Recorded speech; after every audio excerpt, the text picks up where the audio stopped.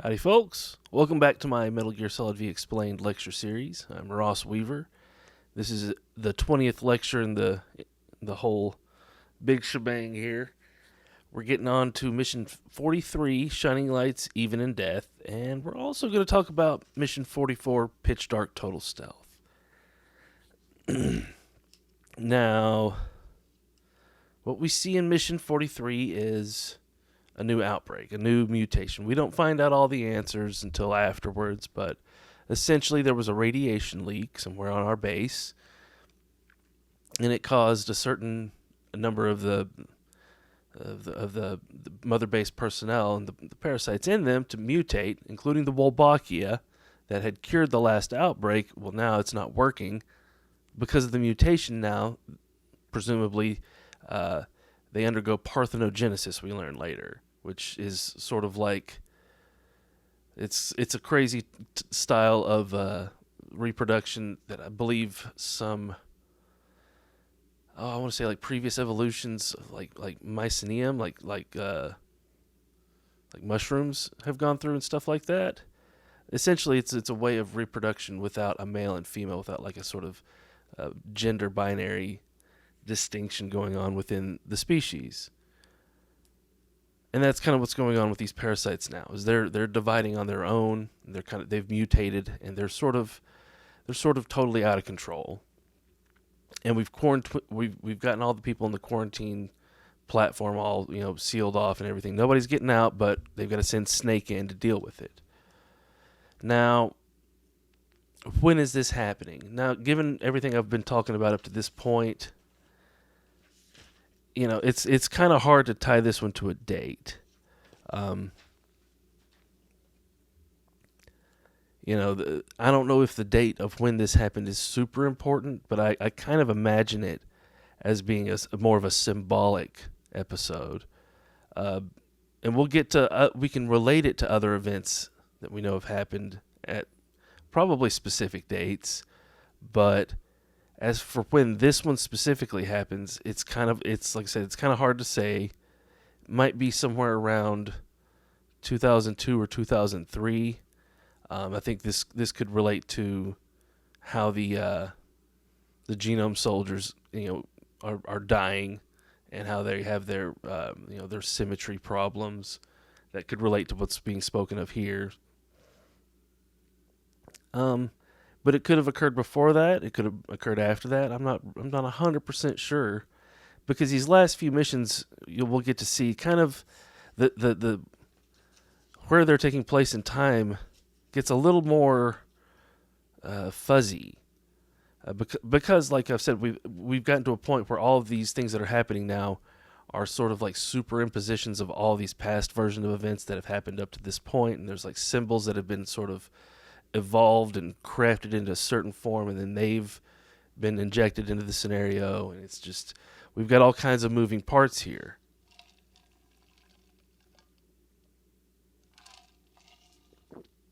But I like to imagine this probably happens sometime in the lead up to the Shadow Moses event, and is Diamond Dogs is kind of metaphorically now all of the snakes and all of their bases, and it's hard to say that this isn't happening to Chico. This probably is happening primarily to Chico, and it's probably like his operation where he's keeping all this stuff now, and compartmentalizing everything, because it's sort of like Solidus was our skull face, but there's a possibility that after Zanzibar's fall, maybe Solidus was put through some other kind of deal, since he was doing a little revolution thing, at least in his own mind. I think he was. Maybe the Patriots didn't really have him contained, but I think they mostly had him contained.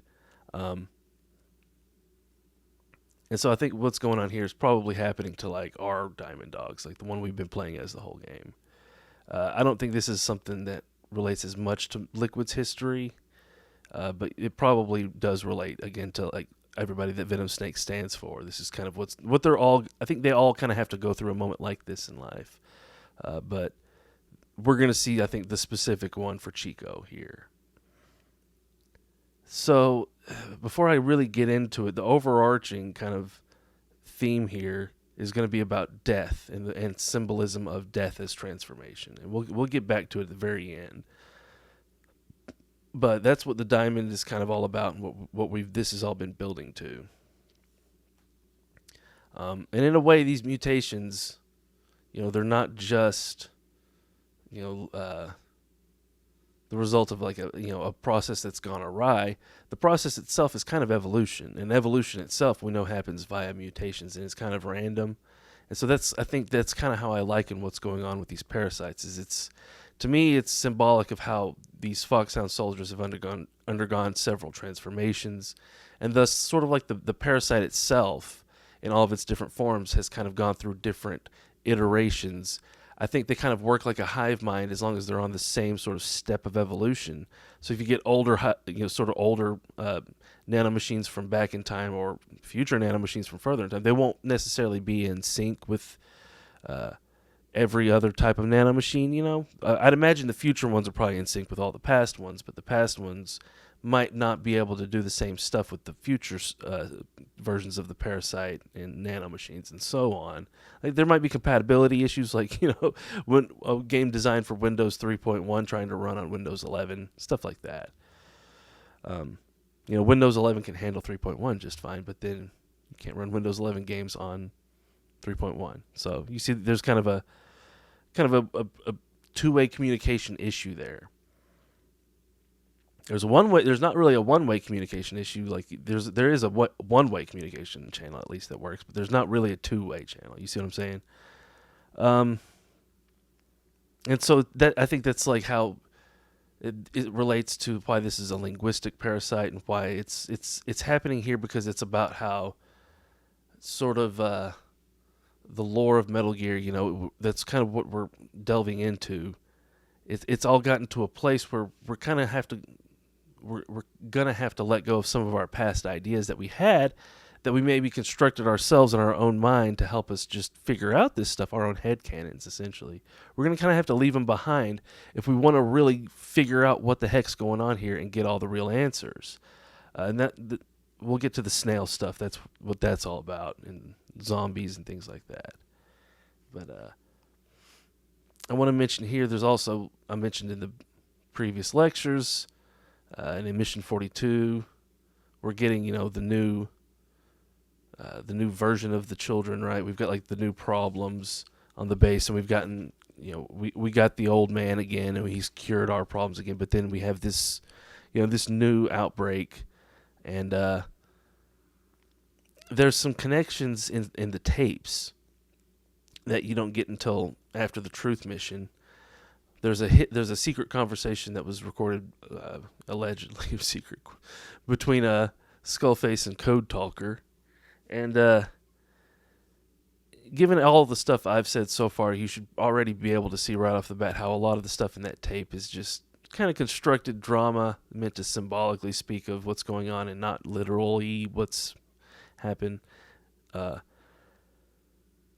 this conversation with Skullface and the old man is it's a contentious one, and Skullface wants to know this secret about the parasite recipe that I've gone into in the past. It's like the last step of how do you sort of like seal in or bake in all of the changes that you've gotten from these super soldiers. How do you stop them from just continuously mutating, essentially? And he says the secret's radiation. Radiation denatures the parasites so that they can no longer mutate. Now here we're told that radiation caused the mutation. I don't know if I believe Code Talker, because everywhere else we're told he says in these tapes a complete 180 from what he tells us in this mission. So it probably jives more with me that he's lying during the mission and the truth is in the tape that's in the truth tape. And that radiation probably really does denature these parasites and forces them to stop mating and stop mutating and sort of freeze in their current generational form so that they don't start developing new abilities and stuff. It's like I said about how I think they, Paz and Chico were internalizing a lot of the trauma that they were undergoing when they were captive, being tortured after Big Boss's mutiny before it really went wide.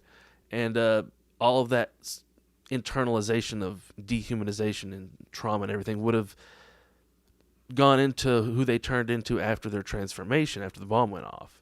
And like I've speculated, they were probably kind of monstrous and probably like out for blood, you know?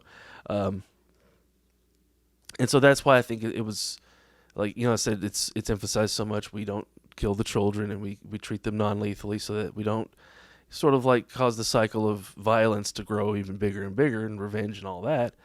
And then here, it's like even though we've tried all that stuff, nature still still kind of finds a way. It's like we've tried to do all the right things, but the worst has still happened. And so this radiation that we're told is later on, it was something that Huey did. It seems to me more like the mutations were happening just on the base, probably as a result of bringing the children back after their experience out in the world and being away from Cypher. They would probably mutate and change into somebody else and then come back, and that change would be sort of like absorbed back into the rest of the sort of the collective. There's another tape where Code Talker talks about how the whole base is kind of a super organism, and I might go back into that here in a little bit, but that's kind of relates to how everybody's connected via the parasite. And so I think these changes come back and result in like these mutations, and it's kind of like with the Skull Soldiers effect, how these parasites sort of take over the will of the human host, and that's bad.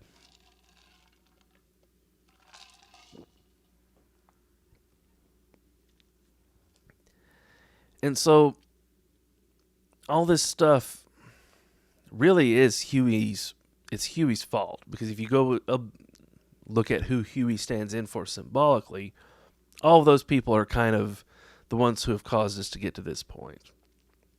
And I don't want to go too much into that, but mostly, we know there's Zero, but it's also Chico, and it's also Paz. It's like everybody's got a little bit of fault to pass around, but it's really mostly Big Boss's fault. And that's the whole like why Huey is treated so much as a traitor, and they say he's really not one of us. Big Boss was like, ultimately, like I said, he wasn't one of the original founding members. He wasn't one of them, so they had to sort of like not just pass their judgment on him and sort of allow him a path to like redemption himself, essentially, and not just be condemned to whatever fate they decide as a group, because they're not really his peers necessarily, even though they're kind of responsible. Like I said, I think there's a bigger picture that Big Boss was a part of, that goes back to before he was even in 1964 in Snake Eater. So, with all of that said, we can kind of start really getting into the mission itself and what this whole scenario relates to.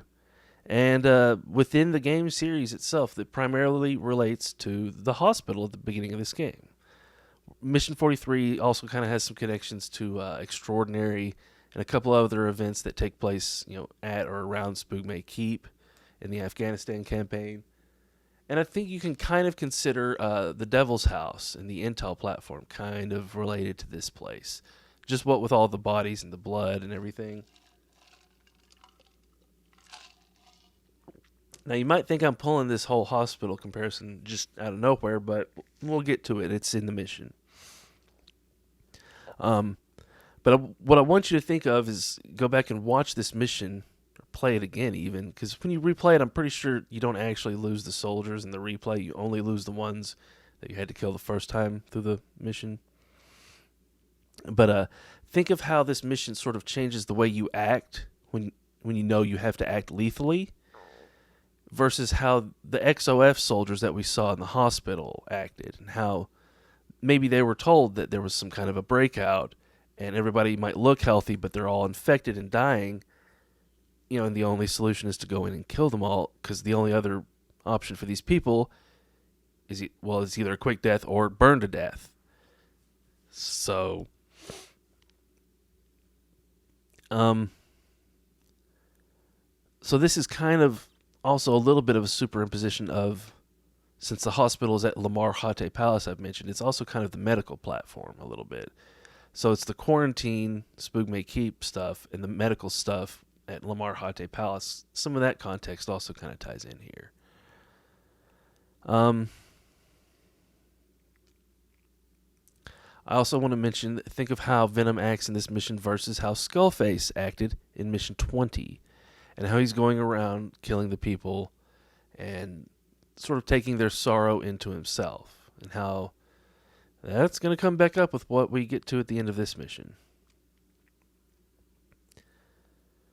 So again, Venom is symbolically related to Skullface. So Venom is Skullface. If you haven't gotten it yet, this is another big one that's supposed to let you know we are kind of this Skullface figure. And all of the bad stuff that we are maybe assigning to him in our minds, we need to go back over and think, what all did he really do that we saw, and what all is he just symbolically recreating? And we'll get to it with not like without the same effects that we think that they're going to be having, essentially. So I've mentioned there's parallels to Extraordinary Mission 38. This hidden diamond that we found at Spookmate Keep, and the intel, the film canister we picked up there, is kind of related to this new mutation and the new strain, and how this guy who's sending us the communiques from inside the quarantine platform, he's kind of like this this intel agent who's left us this little film canister in Mission 38.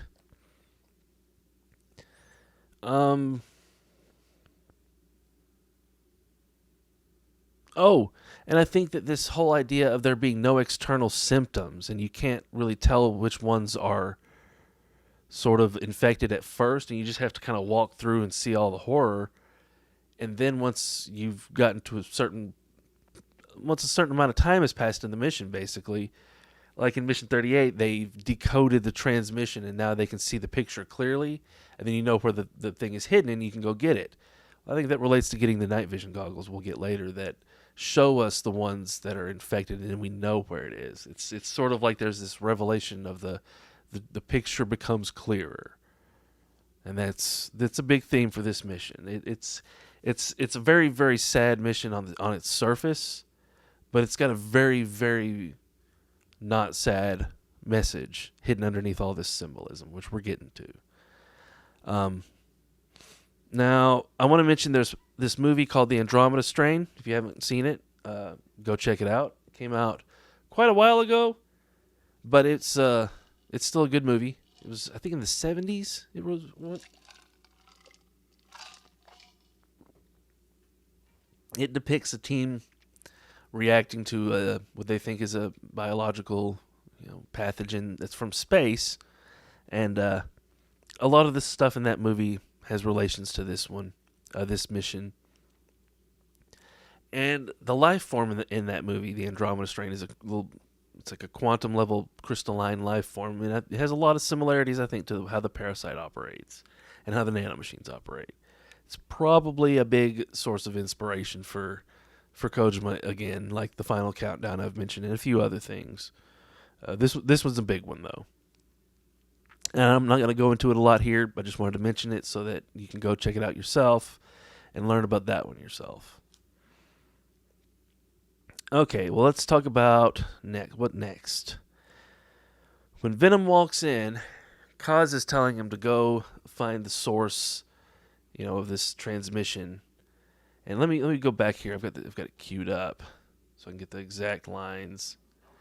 He says he doesn't think the infection's airborne, and he kind of trails off. And then Venom walks around the corner, puts his mask on. And then there's this other line from Kaz. Find the source of that transmission, boss. Find our man. And then Venom says, you never know. Which is a weird response to that. And I can explain what happened there. When Kaz said that we're not sure if it's airborne, and he trails off, the next line was Venom saying, you never know. And that was what was originally said in the original script. So that trailing off of that, but Venom responded to it with a, you never know. So there's this extra line from Kaz that's dropped in the middle there. That it relates exactly to just what you're doing. It's like a repeat of the mission tasks that you already know that you're here to do. It's called a drop in TV production, actually. And when they make TV shows, this is something I learned in film school. When you have a TV show that's being made, you have a script that's made, and the script is shot.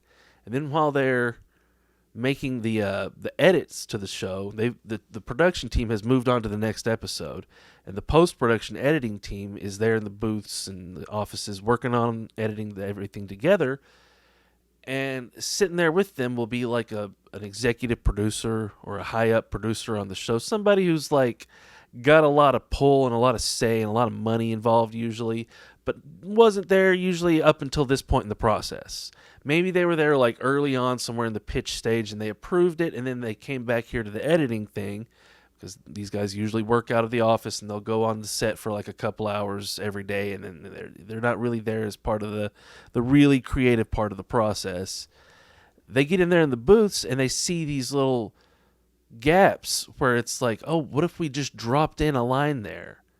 And like somebody's, facing the other character in frame, and there's like this gap in what they're saying, because maybe in the acting they were like, well, maybe it'd be nice if there was a pause here. Maybe the director decided it'd be nice to put in a pause, maybe even for editing reasons, just to make it nicer on the editor in the booth afterwards, so that he can cut it up and get the reactions really nicely and everything.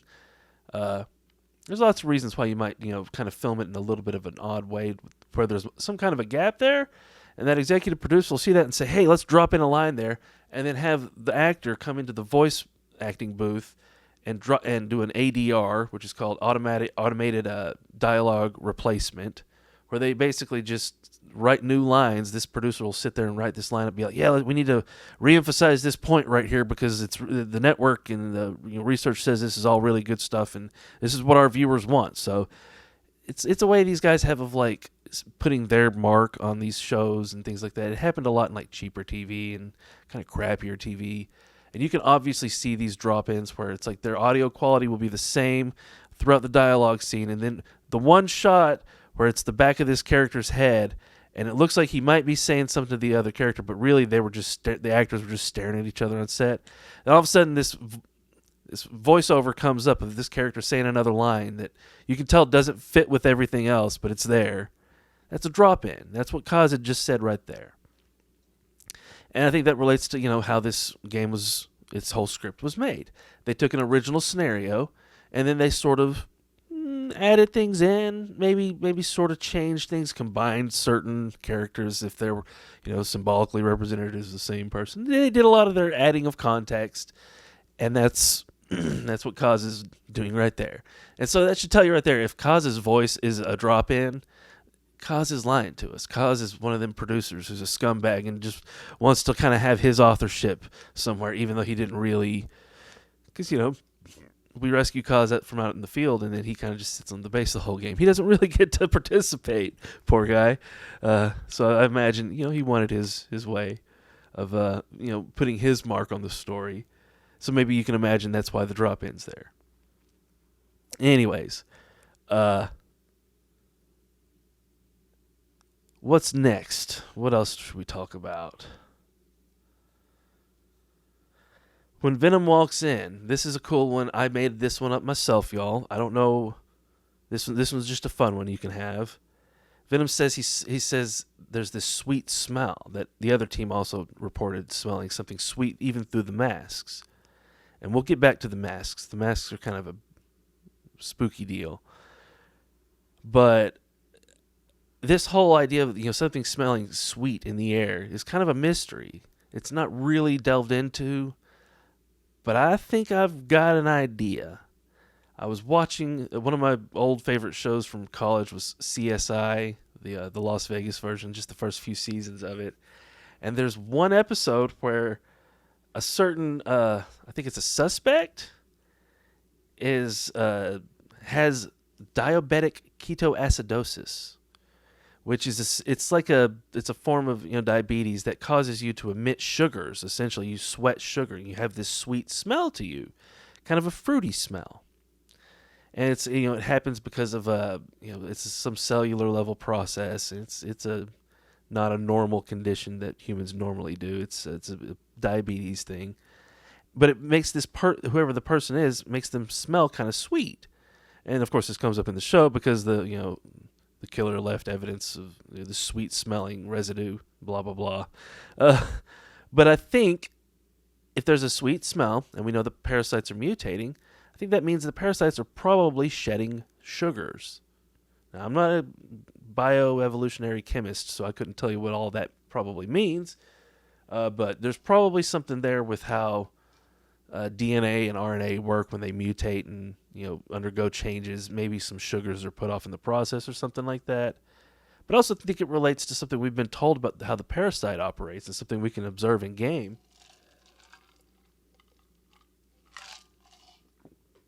When Quiet's doused with salt water, it starts to burn her. It's because her parasites can't sort of sweat into the air once you've raised like the humidity of the local area to a certain point, and there's no more salts or sugars that can get out into that medium. It kind of has the effect of like suffocating the parasite because they work on the chemical process that has to constantly keep going. And so now whatever they've changed into is putting off sugars. And we know whenever you fight the armored skulls, if you call in a rainstorm or if it just starts raining, it will stun them for a few seconds because water kind of has the effect of stunning them. And specifically the skulls, because it's like they're drinking it. It's not like they're stunned. It's like they're distracted stunned, And so it's like, in a way, calling in the rainstorm is kind of like jamming their transmissions. And I think the sugars, are like a transmission that aren't being jammed. And that's why the radiation, I think, had to happen, because I think the radiation is what essentially stopped that from happening. Sort of like is the jamming signal in a way. So like the radiation's kind of like rain, which is kind of screwed up. Take that one as much as you want. But it's like, the mutation and the propagation into the air and the process of their life continuing has to kind of be stunted a little bit, I think, so that they aren't as dangerous, essentially.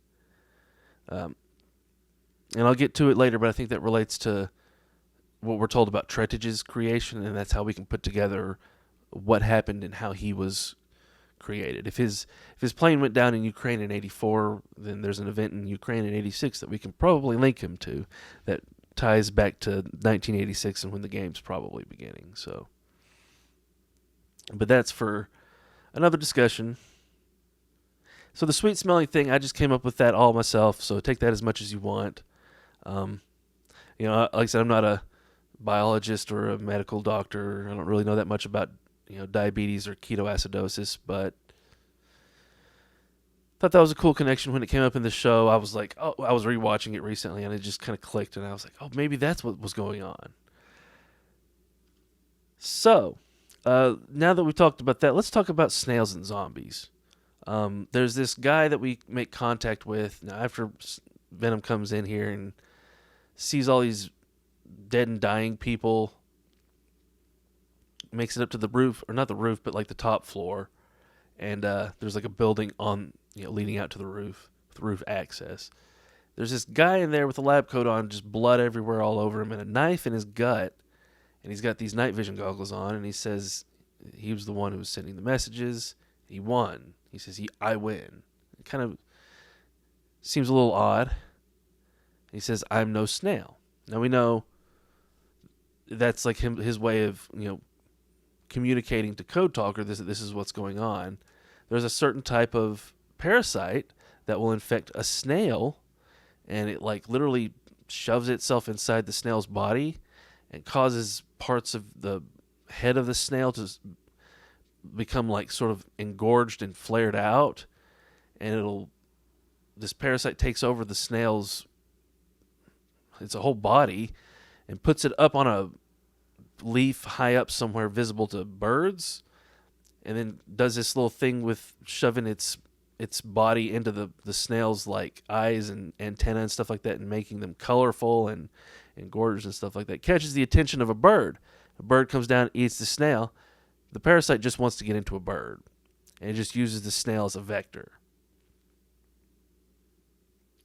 And so the parasite here is using these humans as snails to get outside so that the birds can peck at them with the sweet secretions drawing them in.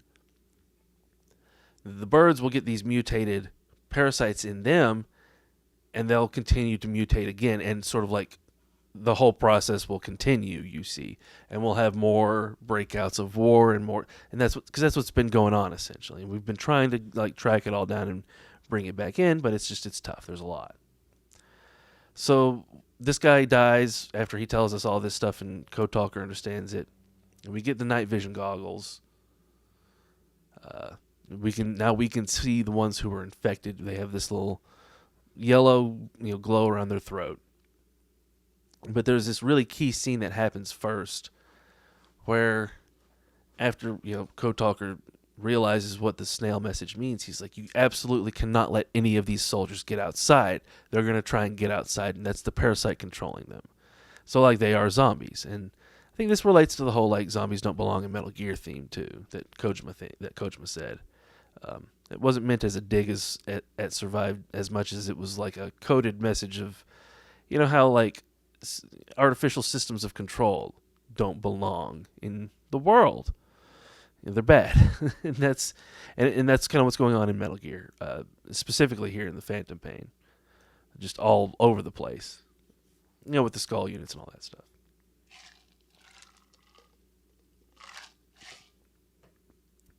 So, if you've been playing up to this point non-lethally, you haven't had to kill anybody yet. You technically didn't have to kill Skullface. You just were given the choice to shoot him or not. And then if you don't shoot him, Kaz technically is the one who shoots him a bunch. You're just your hands on the gun. It's kind of a striking parallel to the whole Amelie Die Hard Man moment in Death Stranding. Anyways, not to get too distracted. But you can play pretty solidly without killing anybody up to this point in the game. But here in Mission 43, you have to kill. There's no way around it. This is the mission that it's like there's no non-lethal way to finish this one, essentially. There's no escaping your assignment here. Like, it has to be done, and it's for good reasons. And even though it sucks, right? But this idea that you have to shoot is what Kaz says in the line. You have to shoot. I think relates back to the greater themes of this game, which I'll get to later on in this discussion here in just a bit, about how this game starts you out with giving you the choice to play lethally or non-lethally, and you can kind of choose one or the other, and then by that choice not do the other one, but ultimately only doing the game lethally or only doing the game non-lethally is not really experiencing the game in full. It's like this, it's kind of a weird schizophrenic way to play the game. And so ultimately I think the game is asking you to start killing and be okay with it as, part of like the training of becoming Snake, essentially. You can't expect to operate in a world of espionage and revolution and, political turmoil and war with a bunch of rubber shotguns and tranq darts the whole time. Like, eventually you're going to have to shoot somebody. So as much as they gave you the choice, and the choice was emphasized to shoot or not shoot back in Mission 11 with Quiet, here that whole thing is sort of evolved or sort of like elaborated on, in that now you have to shoot and you don't have a choice. And, sometimes fate deals you a hand where you just have to do what needs to be done. Because the other option is just like catastrophic, right? If these parasites got into the ravens and got onto land, it would just it would probably be apocalyptic for Metal Gear's world. And so after this event all happens, and you get these other new night vision goggles, and you can see who's infected.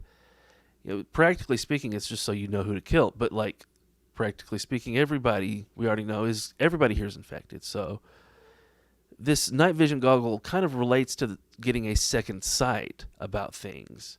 It's like how you've now gone past seeing this lethal, non-lethal binary in this game, and you're more choosing to see it more as a unified thing, as you're not just sometimes choosing to kill, sometimes choosing not to kill. Like, you've got a set morality, and it's almost like not a choice in this case, right? Like, you're doing what's right, and you're kind of taking your ego out of the equation, because like we said, what's right and wrong on a personal level is not really important in a situation like this. It's like, what's right and wrong for like the survival of the species, That's kind of a different way of thinking about your actions and the choices that you make. And in a way, like I said, it's not really a choice in that matter, in that perspective. It's more like you just see yourself as a part of a larger system. And it's kind of depersonalizing, but also kind of liberating. It's an interesting thing, and I could go a lot into that topic, but we got to move on.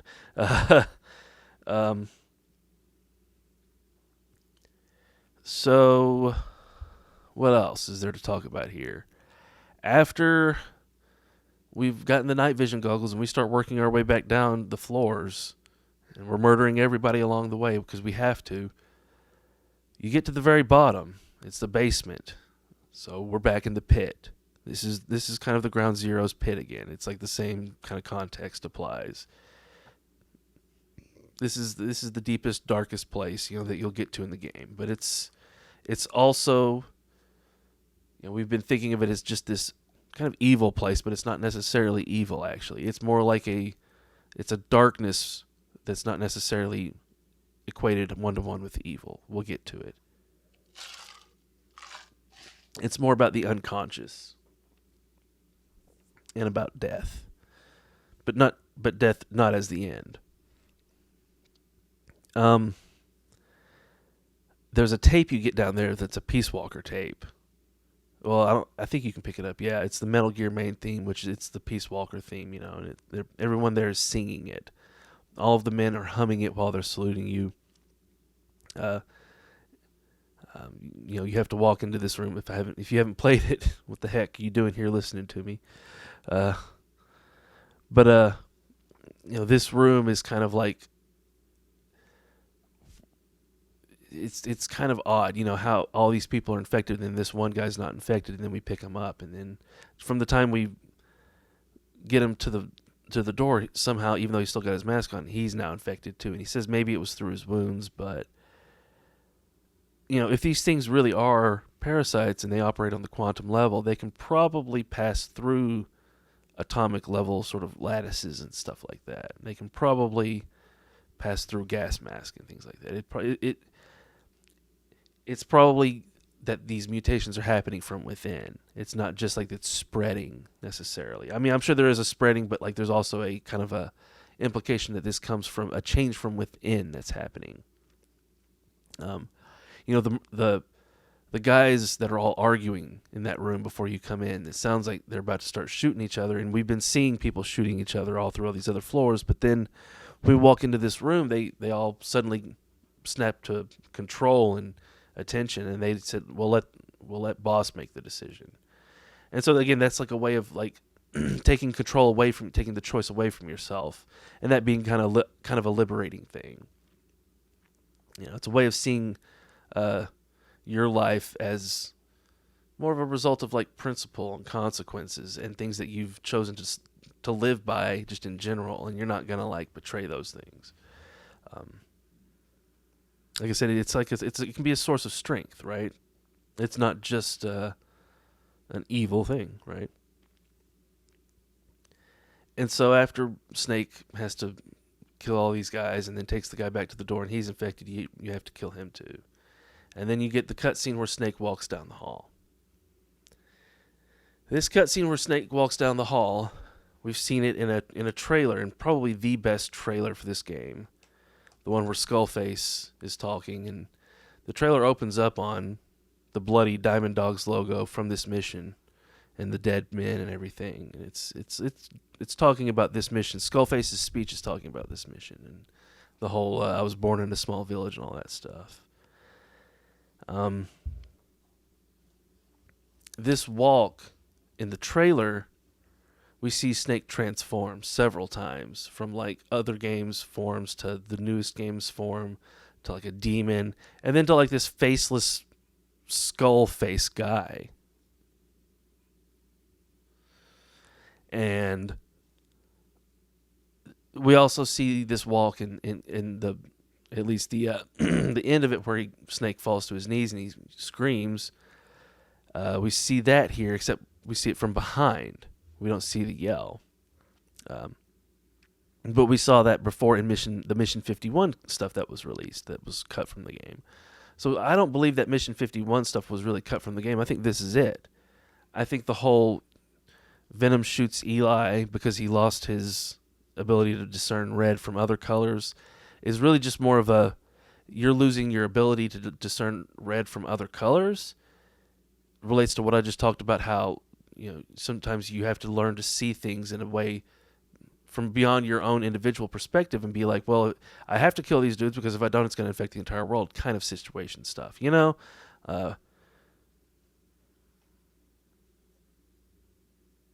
It's a certain brand of morality, like I said, that it's more of an existential way of seeing things.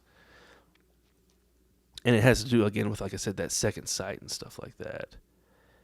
And, it ties in with morality. Like I said, how the soldiers act different when you get in there, and how, you've been seeing these other soldiers just turn on each other who have been allies up to this point, and then they get infected, and now they're murdering each other. And at first you see it, and you're like, oh my God, that's so brutal and terrible. But then you turn around, and you're the one that has to do it to everybody else. And they call you an evil, jerk for shooting them and stuff like that. But they don't understand that, what's going on in there can't be allowed to escape. And that also, the quarantine and the infection itself all really relates thematically back to the mutiny. So if I had to guess, this episode is probably symbolically representing the actual moment where the mutiny is really tied up. And like the weight of all that really falls on the guy who did it, on Venom Snake. And so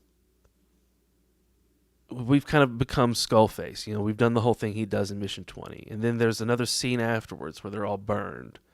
And Kaz comes up to Snake and says, there was nothing you could do, and thanks him for it. And Snake is just like, does not budge. He's just staring hard into those flames. And he's like, he's really feeling it, And then they cut to the funeral. And then Huey's blaming Snake for all of it. He says, it's your fault. And Kaz is about to throw Huey off the base, and Snake stops him and says, no, he's right. I did kill them all with my own hands. But you see, there's a kind of a layer of deception in the meaning of what everybody's saying and doing here. And Huey doesn't really understand it. He's kind of an outsider. And his way of seeing it is that this is all like evil, bad stuff, right? But Snake's, he doesn't really see it in just that same way, I think. And that's why he's reacting a little bit differently. And he's like, yeah, Huey's right, but there's there's more to it that he's just not going to go into. He's going to stay silent about it because it doesn't serve any good at that point to say anything. So what he does next is he takes the urn with all the ashes, and he's going to throw it out into the sea. And then he stops, and he puts his fingers into the ashes, and he eats some of the ashes. Now, that's like a very symbolically, that's big mojo right there. When you're eating the remains of someone you feel you're really grieving the loss of, that's some crazy stuff, man. And he says, I won't scatter your sorrow to the heartless sea. You won't end his ashes. Or I won't see you end his ashes. And he says, plant your roots in me. And he just smears the ashes all over his face. He means this literally. If you think about this, what's happening, like I've said all this stuff, he's sort of internalizing all of this trauma that he's kind of caused it here, but because of the parasite and the genetics and everything of it, and Mother Base kind of being a super organism and they all being linked like they are, I think when he sort of internalizes that grief and that sorrow himself, and he's taking in the ashes, it's like he's sort of becoming these people that he's killed. He's really empathizing with them and really connecting with them. And I think it kind of, like I said, relates to the sorrow stuff. I think in a way, these dead allies are able to live on through him in like a literal fashion, possibly. Like maybe their genetics are through him being transformed into a new person somehow. Maybe they're being reborn as like the next person we find out in the field or something like that. You know, it's kind of a way of looking at these deaths and these cycles of all these soldiers coming in and out of our base, not as just like just a thing of just more and more sorrow and more pain and misery, but also as kind of a process where the sorrow is kind of left behind in these moments like this, and everyone else is able to move on, and it's kind of a bright moment. And that's why that whole funeral, I think, plays out in the way it does. And it's shown as like a new dawn. It's a new way of seeing, essentially, relating back to like the night vision goggles in the second sight. It's a way of seeing death as a transformation, as recontextualizing death, not as a defeat, but as a victory. And that's kind of what it all relates to. The diamond itself is the symbol of that transformation and that victory. It's spoken of. This gets into mythology, and you'll just have to go look it up yourself. But it's like adamantium, in the Marvel comics, is based on the same kind of idea of like a diamond metal, a diamond hard metal. So Wolverine is a guy who can heal really fast and has a bunch of adamantium put into him, and he's like a Weapon X kind of guy. All these experiments are done on him, and he loses his memory, and all this crazy stuff happens to him. I think that Venom Snake is meant to be a reference to Wolverine, and all of Wolverine's backstory, you could kind of consider it as parallel to Venom Snake's backstory, and all of the stuff that Wolverine goes through in these comics probably relates to a lot of the stuff that Fox goes through in Metal Gear. You could probably also add in a little bit of Deadpool stuff for Fox as well, as to like how he got the crazy healing powers. And so you can imagine like all this parasite stuff that's happening to him as kind of like his adamantium. It's like it's his strength, actually. I also want to mention and go back to that walk and the transformations that I was talking about. One of the things we see in the game is Snake's mask disappears. Now, why do y'all think they did that? I think Snake wasn't actually wearing a mask the whole time, and the mask was probably a hallucination. It's shown that after Snake goes around that first corner when he's coming in, he's off screen for a second, and then when we come around the corner with the camera, he's putting his mask on, and that's when we hear the dropped in line. And we know there's a time gap there. If Venom said, "You never know," immediately after Kaz dropped that "but," then Venom didn't have time to stop and put his mask on before the door opened and he went in. And the camera wouldn't have even caught it because it would have still been around the corner. So the whole moment is created for that drop in and putting in the mask, because that's a hallucination. And then, like I've been saying here, we're kind of dealing with getting rid of our illusions about these parasites and about killing and not killing and about morality and all this kind of stuff. And so we literally drop an illusion of this mask, and we learn that Venom Snake's actually immune to all this stuff. He's been dealing with these parasites and all this crazy infectious stuff this whole time. He's immune to it because I think he's the source of it. And whatever this stuff that's happening out and around him comes from him, but then it can't really affect him because it came from him. He's like a carrier who's immune to a disease, and everybody around him is getting infected with sort of like the memetics that he's internalizing but not fully understanding on a conscious level, and all that stuff's getting out and mutating and causing pain and misery and sorrow and stuff like that. And that's why he's like, yeah, it is my fault. I did kill all these people myself. I pulled the trigger. And why it's like it relates to his self and his identity. And that's why the diamond is the hidden thing. It's a mark. It is the mark. The diamond is Sahelanthropus. It kind of is Fox. It's all tied up together to me, and all the other stuff we've been talking about at this point. And with that said, that's all I've got on mission 43. It's a crazy great mission. Oh no, there's one more thing to top it all off. At the end of Venom's walk, speaking of the, we're losing our illusions here and the hallucinations are stopping. When Venom stops his walk, there's a few shots that cut to bodies from different angles. One of them is a top-down angle showing bodies on the ground. And in this shot, which goes for about maybe 3.5 seconds, there's a fan, a three-bladed fan's shadow that we can see moving on the ground. It's a very strong shadow. It's got hard edges on it. It's not like a soft shadow. It looks like there's a spotlight above a ceiling fan that's shining this shadow of the fan on the bodies on the floor. Y'all have seen that ceiling fan before. In the prologue, when Venom Snake first wakes up to his left is a ceiling fan with 3 blades on it, the exact same shape and the movements and everything. It's this fan. That fan is a hallucination. It's not really there. Maybe in both cases. It's definitely not here in the quarantine platform because you can look at the spot while you're playing the game. It's not there. In the other shots leading up to it, it's not there. It's only there for this one shot to let you know that this mission is connected to the prologue and what you're about to see again in Mission 46. And that, there's hallucinations and, you've kind of not been able to, you shouldn't have been trusting the camera up to this point if you've been trusting everything you've been seeing and hearing. Essentially, it's telling you not to trust your own senses, right? And that goes back to something that Solid Snake told us at the end of Metal Gear Solid 2, what's real is only what your brain tells you is real. That's about as good as we can get, right? You gotta have ways of knowing beyond just your own internal senses. You've got to have this way of kind of putting stuff together, not just in your own head, but like I've been doing here, putting stuff together in an external fashion so that it all kind of can make sense and stand on its own. So, after that, Mission 44, Pitch Dark Total Stealth.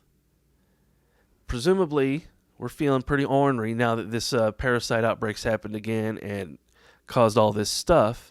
And like I said, it's probably from the children went out in the field and some stuff happened to them and then they were brought back. Well, that whole thing with the stuff happening to them, somebody out there's done that to them, harvested the parasite from them. Probably the AI system is really who's doing it. It's probably not like an individual that's doing it at this point because Big Boss has been stopped.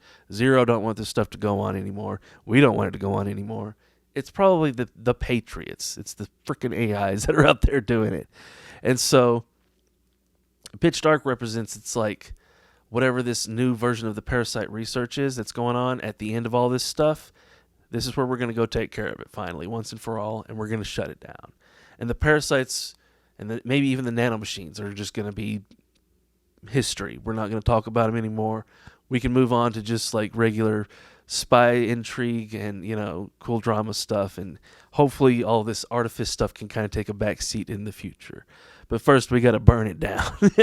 And so I think this kind of relates to a lot of different time periods. If the last mission was happening in like 2003, you could probably think of this happening as like immediately after in 2003, 2004 in the, this is maybe like what happens immediately before Shadow Moses kind of stuff. It happening in Africa indicates that this is, sort of like the remains of Outer Heaven and the remains of the, Big Boss's legacy and his mutiny. And so it's like this kind of relates to what happened also after 1999 and the Oilix crisis and, how there was probably, like I said, connections to Pitch Dark back then in 1999. So you can also connect this to 2007 and stuff happening around the tanker incident and maybe some kind of the drama around there. And you could probably make some relations to 2014 and stuff happening leading up to 2014 in the Guns of the Patriots. Because it's like I said, Cypher would have had to have developed all these different schemes and stuff. And I think Skullface is kind of the stand-in for the development of all that stuff. And Pitch Dark is kind of the symbolic going out and finally shutting down all of the bad sort of nuclear research that's been going on in all the different ways. And so this can relate to, when the parasites were rebooted as nanomachines, and it could relate to when the nanomachines were maybe finally stopped, or put into another form that was more controllable, hopefully. And just all of the different post-99 parasite schemes, like I've just mentioned. And this all kind of relates to stuff in the mission I want to bring up. When you're going from the village, Bwala Yamasa, up to Mephinda, there's this burned down village along the road, and bodies there. And there's also a dock there that comes up in another mission in a trader's caravan. That's where the caravan ends. It's going through all these areas and goes through Mephinda oil field, and then finally goes to this dock and leaves the region. So this is like, this burned down settlement to me kind of relates to, the burning down of the legacy, but also sort of like all the stuff that Big Boss burned down. It's all, sort of like the effect of Big Boss's mutiny and rebellion, and those kinds, and just the general effect of those kinds of attitudes. And I think to kind of go with that, there's a vulture there that you have to pick up for a mission task, and how, war and conflict always attracts vultures, right? I think this is, something that Ocelot narrates that little scene to you. It says that, it used to be a village, but now it's burned to the ground. And he sounds kind of like not happy about it. And I think that this, it relates to how, Cypher used to be kind of a bigger, better, happier family, and then all this stuff came along and got burned down, and now it's not really a happy village anymore. And so the fact that this is a total stealth mission probably relates to the fact that whoever was doing this was probably like a big boss at the time, and the whole world wanted him dead, and he had to keep his identity secret, Probably maybe pointing to George Sears having done a version of this after, like I said, after 99, or maybe even, Liquid Snake doing it with his face being like it is,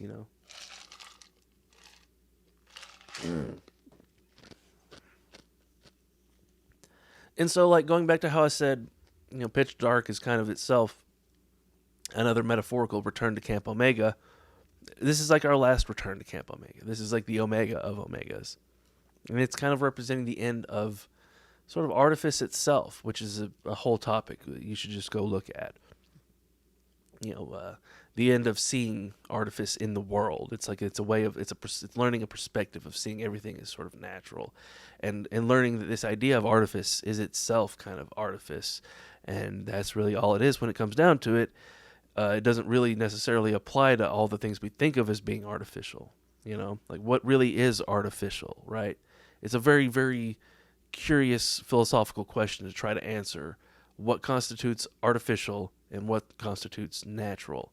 Most of the delineation that people come up with between those two things is just a reflection of their own way of seeing the world. So it's kind of hard to figure that one out, And so with all that said, that's all I've got for this lecture. Next time is Mission 45, is A Quiet Exit, and I've got like 3 pages of notes on it and lots of stuff to say. And then after that will be a couple of lectures on Mission 46. And then one more lecture on 47 through 50. Yeah, that one, that's actually a quick and easy one. That one will be fun. That'll be like a nice victory lap for us.